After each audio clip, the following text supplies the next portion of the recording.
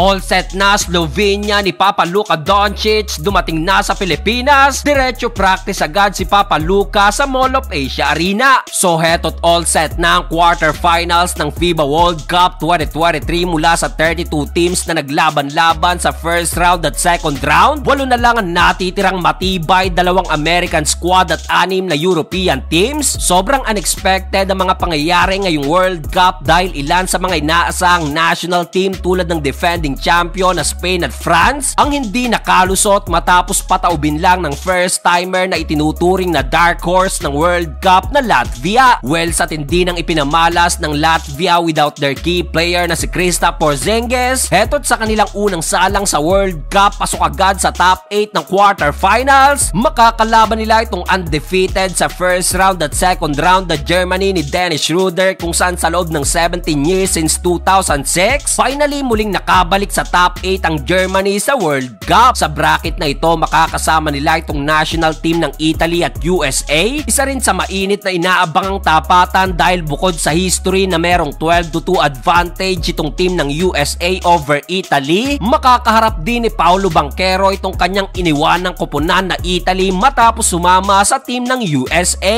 Sa kabilang bracket, maghaharap naman ang Lithuania at Serbia, kung saan bukod sa Germany, Lithuania rin ang hindi man lang nakatikim ng talo sa first round at second round. Isa lang naman sa mga pinataob ng Lithuania itong national team ng USA, habang itong Serbia for the 4th time in World Cup history, muli silang nakapasok sa top 8. Partida pa't hindi naglaro ngayon itong kanilang NBA superstar na si Nikola Jokic. Pero bukod sa tatlong matchup na yan, eto ang pinakamainit, Slovenia kontra sa Canada. First timer din itong Canada sa top 8 since 1994, habang ika-third straight appearance naman ito ng Slovenia. Shai Gilgeous-Alexander kontra kay Luka Doncic, or possible pang-aasar ni Dillon Brooks kontra kay Papa Luka. Ang maganda rito, dito gaganapin sa Pilipinas lahat ng laban na yan sa Mall of Asia Arena. Magsisimula ang quarterfinals bukas September 5, kung saan heto't naunang dumating na nga sa Pilipinas itong galing sa Okinawa, Japan na Slovenia ni Papa Luka, kung saan diretso agad sa practice ang Slovenia sa Mall of Asia Arena.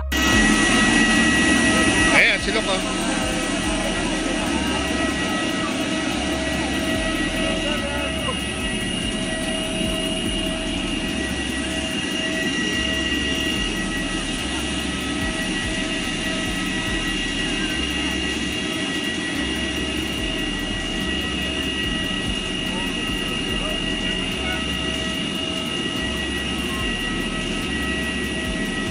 This video is sponsored by Epoch Game, bagong play-to-earn mobile app na pwede kang kumita up to 200,000 pesos every month. Mas pinaraming choice of games na napakadaling laruin, including itong Color Game at Dragon Tiger. Mas pinadali pa at pinabilis ang cash in at cash out through GCash, at through commission naman tulad ng sabi natin, maaari kang kumita ng 10,000 hanggang 200,000 pesos every month. Kaya ano pang hinihintay nyo mga bro? Nasa comment section ang link, gamitin ang ating referral ID at i-download na itong Epoch Game.